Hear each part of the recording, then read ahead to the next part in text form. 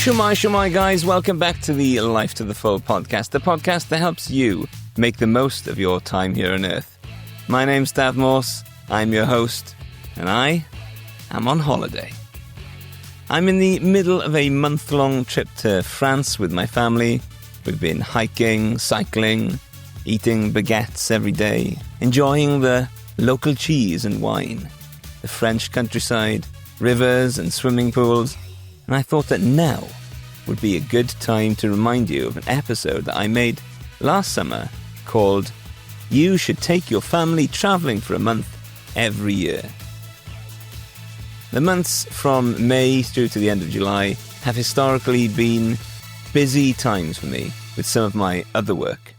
It takes over family life and brain space, and it's taken until now, which is close to 3 weeks, for my brain to recover and for me to have that need to create. I've had a desire and I haven't been able to do enough with that desire. I haven't been able to put my mind fully to it. Now that we've been in France for 2 weeks, my mind is feeling recharged and raring to go. For now, I'll just play you the episode from last summer, and then I'm going to react to it with some of my thoughts over the last year, some of my extra insights I've had from doing it another time. And I'm going to put that in an extra episode coming up so you can have a chance to digest this one and then see what improvements I'd make, especially considering the interview I had with Gillian Johnsrud a couple of episodes ago. She is a wonderful writer, a wonderful podcaster, and she's got a book coming out called Retire Often. I had an amazing chat with her, so go and check out that if you haven't already done so. It's a book about retiring often, basically taking mini retirements, taking at least a month off she has 2 years to travel, to do something, to get your financial situation sorted, to travel the Camino, to get some intense therapy, to work on your relationships, anything you can think of to put into that month long. And she's got some convincing arguments about why a month is a really good amount of time to take off. And so go back and check out that episode. This is a repost of episode 51, and look out for the reaction to come in a couple of days' time.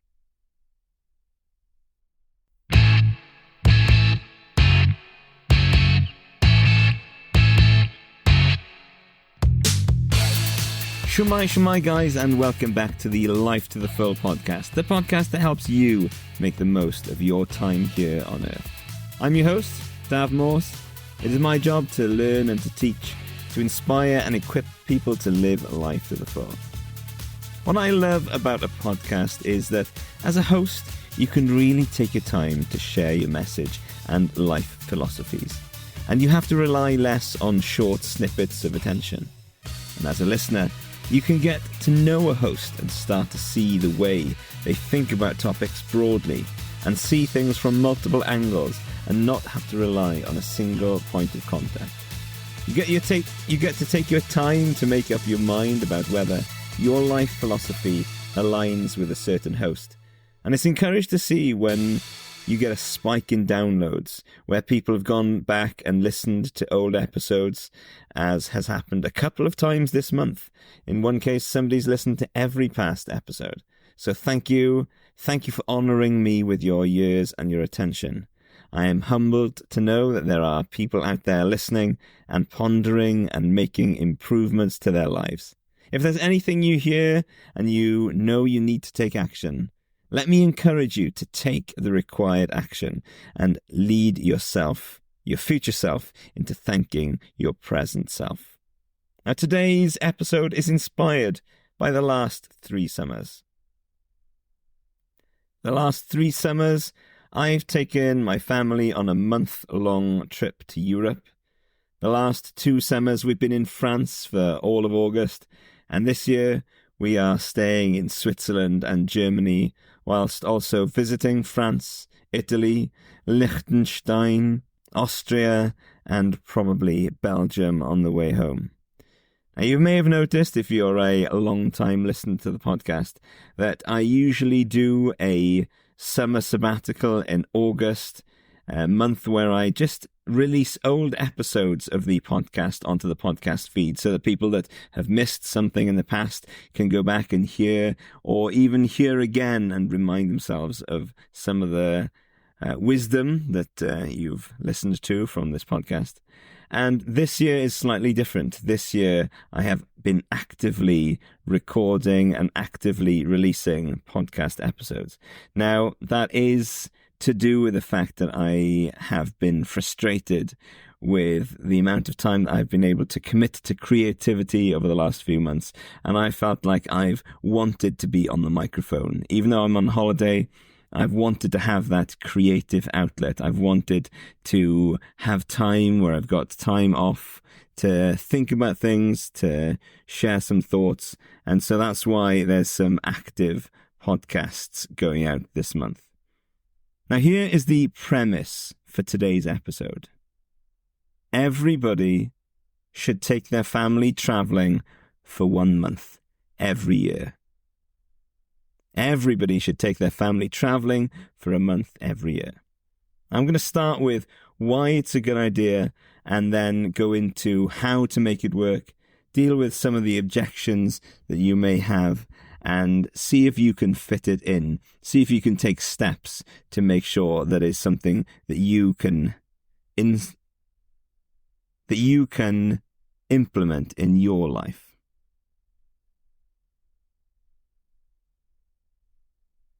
So let's start with the benefits of 1 month of travel. First of all, of course, the benefits are to unplug and to recharge. I can't exactly remember where I heard this quote, but it's something that's stuck with me. It was, I'm pretty sure, in a book by a pastor of a church, and I've looked up the quote, and apparently lots of people have said similar things. I think JP Morgan said something similar, but it's along this line.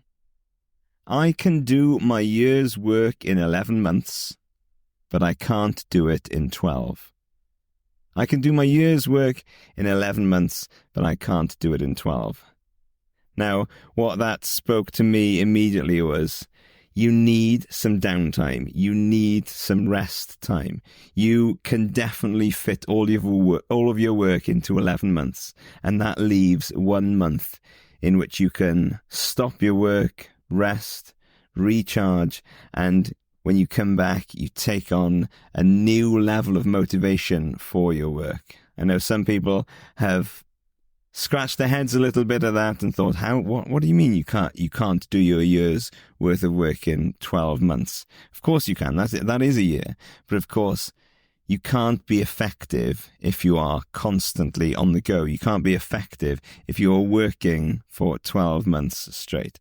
So the first thing is take a month off to recharge those batteries, to unplug from work, to unplug from normal life, and to just relax and enjoy things. Now, a lot of my work comes through the months of May through July. So August works really well for me, and is also the added benefit that the kids are off school. So August is the ideal month for us to go traveling as a family, but it doesn't have to be for you. If you can fit it in somewhere else, and we'll get to that later, then that is absolutely great. Next thing is, you can create shared experiences. For many of us who send our kids to school, time is short with our kids. During the school year, during the school week, it can feel like we're just setting them off to school. We're doing our thing. We're going to our work. And you might get an hour or two if you're lucky in the evening. You might get the weekends as well with your kids. But time is short. They grow up so fast. I haven't read the book, I've got to be honest, the book 18 Summers. But the concept is this: you have, from when your child is born till when they leave home to go to university or wherever they go, you've probably got about 18 summers. And the idea is that you need to make the most of every single one of those 18 summers. You don't want to look back when your kids have left home and thought, I wish I'd spent more time with my kids. I wish I'd gone on more holidays. I wish I'd made more family connections. I wish I'd made more of that time. You don't want to have that regret when your kids are 18.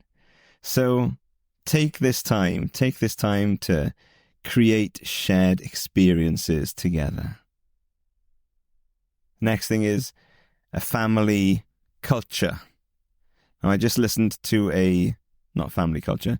The next thing is to get some culture, different cultures. Now, I've just listened to an episode of Moral Maze on the morality of tourism. Some people saying that tourism is just generally immoral.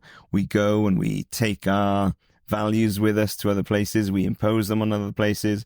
We go and spend time there so that the local accommodation is taken up by Airbnbs, and it prices out the locals from living where they live, and they have to move out to the suburbs or wherever it might be.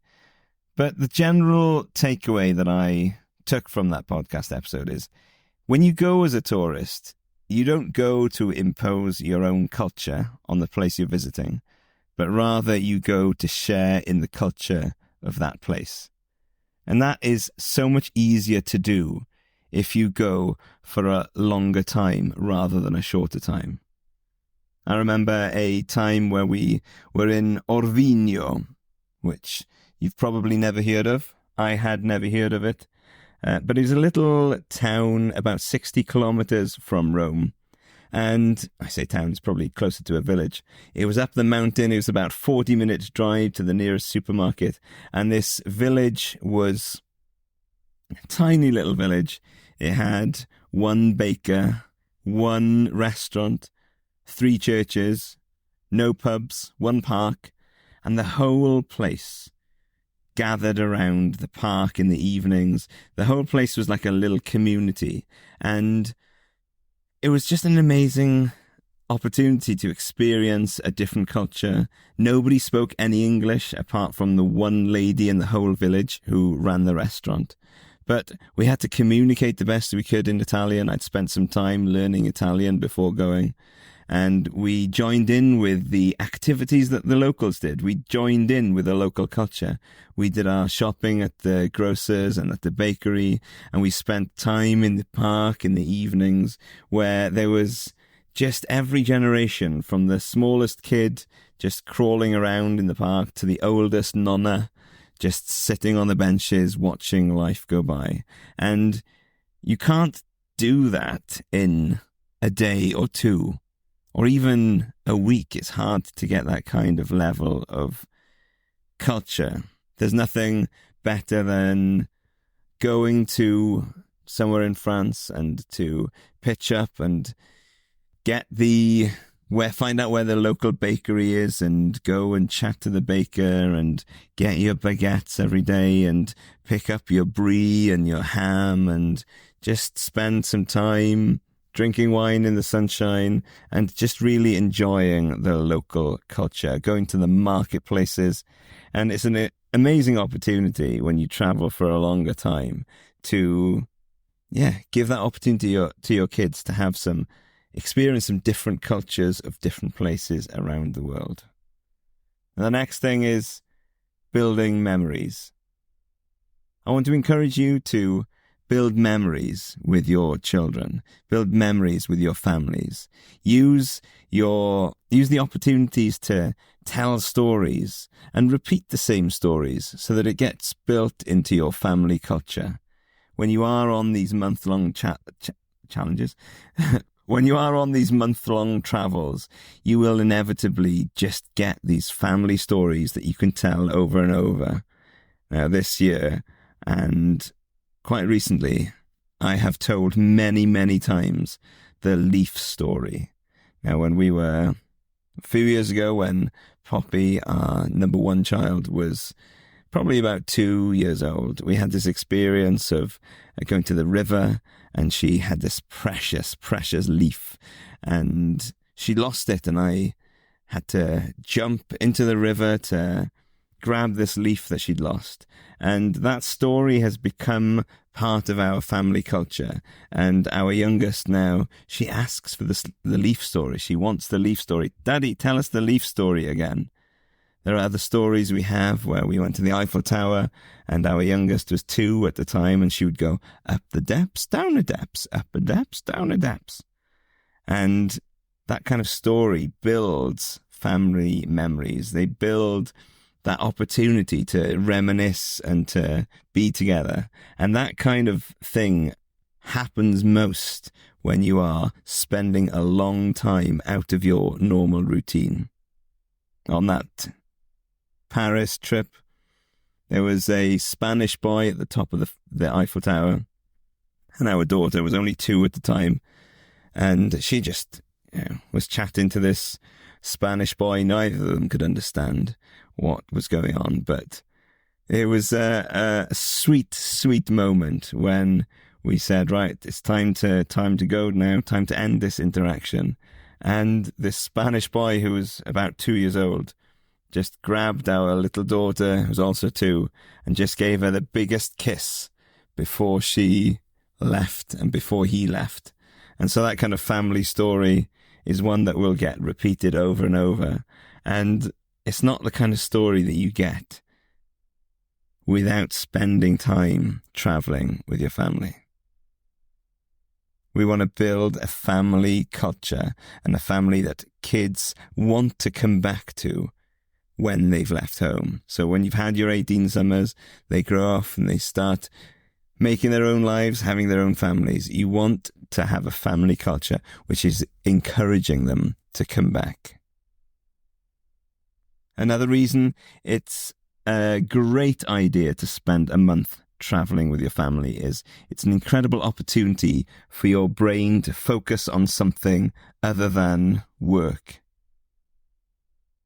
Your whole goal and focus can be enjoying the summer or enjoying your trip, enjoying your month, and fully experiencing every day. I love weekend breaks. I love week-long holidays, but they go by so quickly.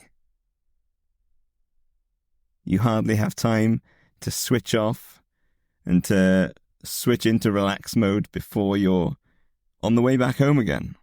And so having that extended period is incredibly beneficial for your brain, for your enthusiasm for work when it comes back to going back to work as well. It opens your brain up to opportunities for creativity without the pressures of day-to-day life, without the pressure of, I've only got a week of holiday, I need to make the most of this, and having the stress of preparing before you go and dealing with all the emails that have come in whilst you're away when you go back. Having that opportunity for your brain to be creative can unlock areas of your life that you didn't even realize that need unlocking. You can address things like family culture. You can address things like long-term goals. Am I designing my life in a way that I am happy with? Am I designing my life in a way that is most satisfying? And so having that extra time, that longer period to just consider these things is vitally, vitally important. So there are some of the reasons why I am convinced that everybody should take their family on a month-long holiday. So how can you actually manage this? If you've listened this far and you think, yes, that is great, I'd love to be able to do that, but I don't think I can. I can't fit a month holiday in. I haven't got the lifestyle that enables that. Then this section will hopefully answer some of those and maybe start to get your brain to think in a different way. So there are any number of ways of making this happen. I can't possibly give you every single way you could do this for yourself. I'll share a single story from a recent encounter to get your brain in gear, and then we'll go into a few more principles after that. It's not quite the story that you're after, but hopefully you can take it and adapt it, and it'll start you thinking in a certain direction, and you can take it wherever you like, whatever suits you, you can take it. Then we'll get to some principles that will help you and maybe spark some more creativity so that you can make traveling with your family a month every year a realistic possibility. At the beginning of this trip, we were in Dover in the car park, ready to get on the ferry. And we were in a queue. You know how it is. You're just there, engine off, thinking, right, we're in the queue to get on the ferry. And I got out of the car, just started chatting to some guy who was next to us in the queue. And he had a massive, and I'm talking huge, RV. And just got chatting to him about his RV. And it turns out that he was on the way to Croatia, I think, but he had no particular time frame. I think he was planning to get to Croatia by the winter, so he was going to be traveling around in his RV, visiting a few different places. And I asked him, what do you do then? How does this work? And it turns out that he had his RV, which he used to take disabled people on holiday. So he said, what I do is I say to whoever the company is who are looking after the disabled people, listen, I'll take them. They can stay in my van for a week, and you can put me up in a board. You can put me up in a hotel. You can hire the van off me, and you can pay me to drive it. So he used to get, $2,000 a week, I think, for this RV. And all he'd do is he'd take these people and give them a great holiday, drive them around different places, and he'd be put up in a hotel. And that was it. He paid for his RV. I think he said his RV was really expensive. It was almost as expensive as a little studio flat somewhere. But he said he paid for his RV by using it as an asset. And I think that's a great mindset to get into, using your asset, using your whatever you have as an asset. Use your things as a way of funding your lifestyle, as a way of making money. And so he took people 10 months a year, and he went traveling for 2 months a year. So that was one way that you could do that. You could work for 10 months a year and travel for 2 months a year. You can certainly fund taking a month off if you're earning, $8,000 a month from whatever it is. So yeah, take that story, do whatever you will with it. And be creative. How can you make it work in your life? So let's get on to some principles that can help when it comes to making this a reality for you. Principle number 1 is that you need to be free of obligations. I imagine that having to go to work and not being able to take time off work for a month is the number 1 reason why most people would say, I could never do that. Now, I am a big fan, as you may know, of designing your life and doing work that allows you flexibility. It's one of the reasons that I left my career as a teacher in a school and became self-employed so that I could have that flexibility of when I worked and where I worked.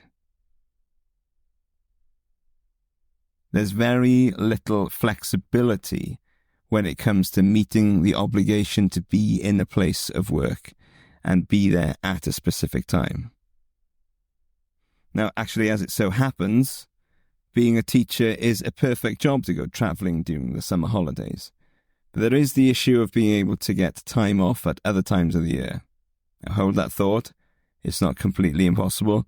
I'll get to that in a minute. But doing work that allows you the flexibility to take time off is a fantastic tool to help equip you to be able to travel for a month.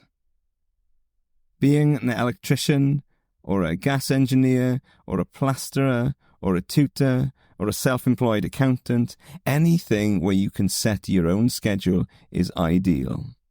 Now, this can allow you to save 10% of your income each month to fund a month of travel.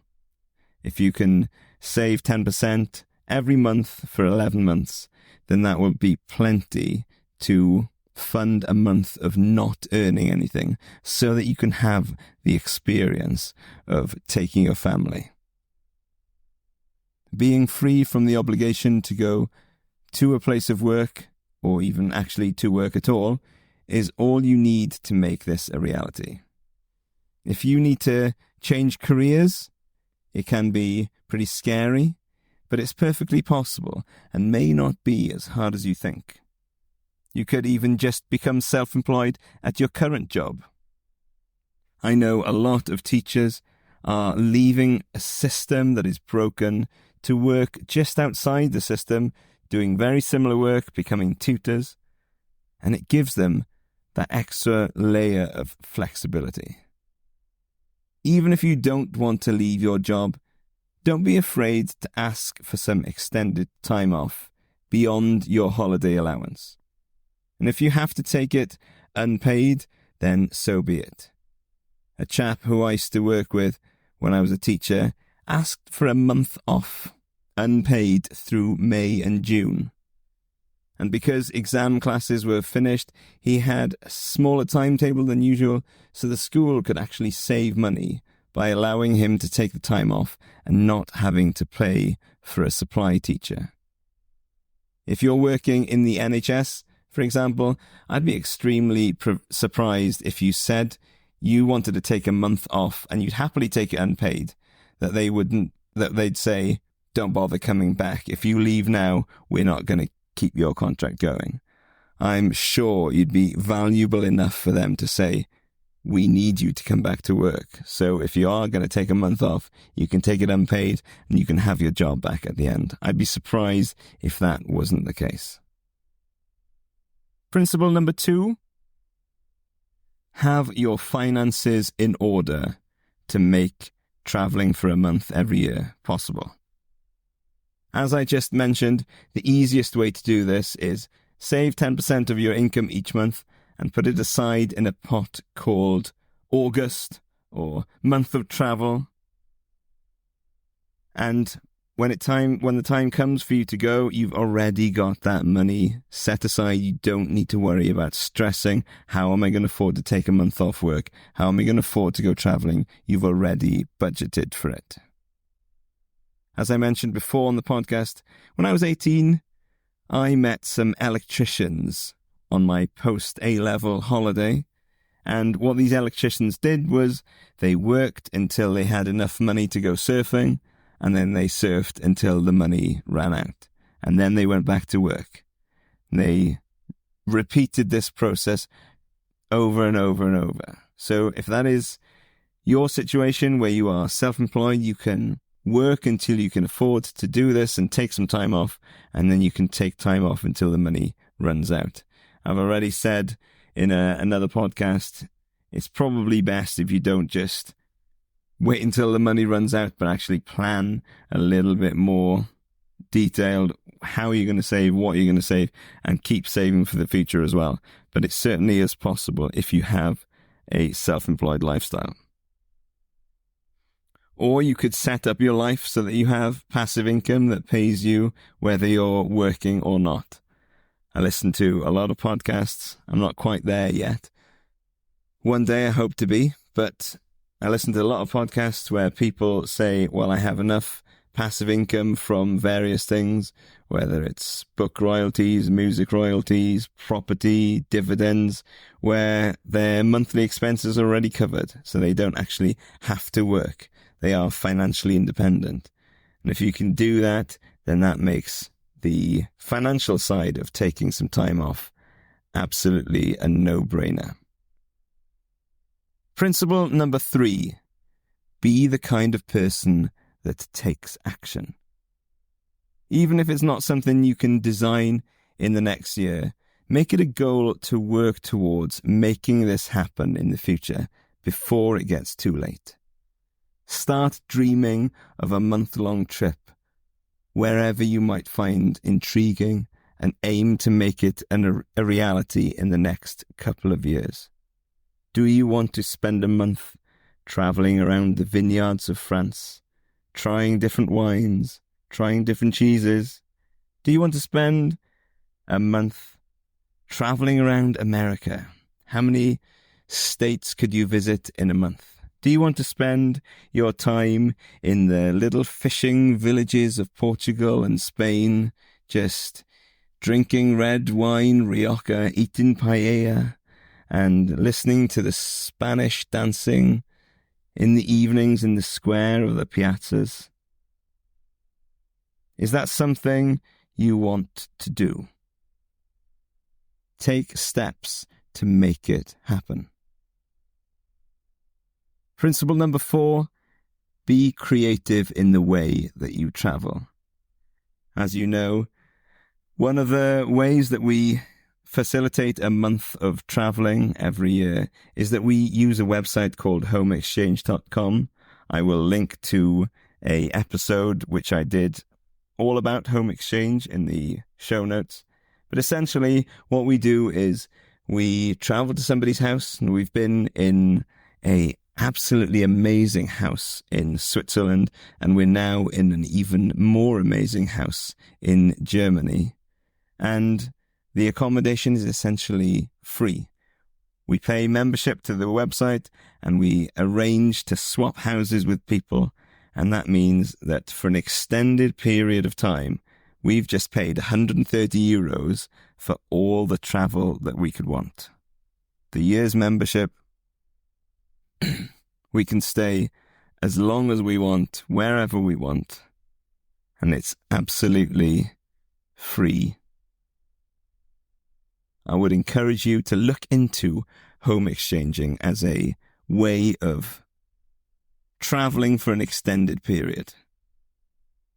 Something that I don't have any first-hand experience of, but camper vanning. So you could travel around in a camper van, and you could spend a month to keep your costs down, driving around from place to place. You don't need to worry about where you're going to stay. All you've got to do is you just pull over to the side of the road, and there you are. You've got your bed, you've got your cooking facilities all ready to go wherever you are. That is another way that you could be creative and travel for an extended period without having to get an Airbnb or a hotel. You can travel for cheap if you are creative. When we looked into getting an Airbnb last summer for a little time, it was something like £6,000 for 10 nights, which I thought was extortionate for just accommodation when we can either travel in a van or do home exchange. Another thing I am looking into potentially doing with maybe one of my daughters is WWOOFing, which stands for Worldwide Opportunities on Organic Farms. And the idea is you travel to different organic farms across the world and you spend the week there working. It's likely to be, hard work. It's likely to be something that you have to be physically able to do. It's not something that you might want to do for the entire time, although you may. But it does give you an opportunity to have board and food already paid for in exchange for working on the farms. And it means that you can often be welcomed into families. You can experience family life. What is it actually like? What is it actually like to live in a place? What is it actually like to be a local in some of these places? One of the things about being flexible and creative is if your kids are in school, you can take them out of school, take them traveling for a month. Or you might want to consider homeschooling. It's something that I have considered, and certainly would consider more seriously if I wasn't sending my kids to Welsh school, and I appreciate the culture and the experience that being in a Welsh language school offers. I'd certainly be considering homeschooling so that school wasn't a deciding factor in whether I could take my children traveling or not. Certainly something to consider. So in conclusion, you are certainly able to start designing a life where taking your family traveling for a month every year is possible. By intentionally taking control of your responsibilities and your finances, you can take steps to planning a month-long trip with your family as early as next year. I hope I've persuaded you that this is not fantasy. It's just something that needs a bit of creativity. The experiences you gain by incorporating a month of traveling into your life and the lifelong family memories you make along the way will be worth all the challenges that it brings. I'd love to answer any questions or comments you have, so get in touch. Life to the Full podcast and David Morse on Instagram. Also, check out episode 51, Quit Teaching or Your Job and Start Living. It fits well with this episode. It is one of my most popular episodes, and it fits in with designing your life in a way that enables this kind of travel. If you're not listening on the Fountain app, then check it out. Check out the Fountain app for podcasts. You can support the show on the app within the Fountain ecosystem. And I've also been considering recently, how do podcasts grow? They grow by somebody listening to something, being inspired by something, and saying, hey, have you heard this podcast? So if this is something that you'd like to share with somebody else, just send them the link to this episode and let them start exploring life to the full.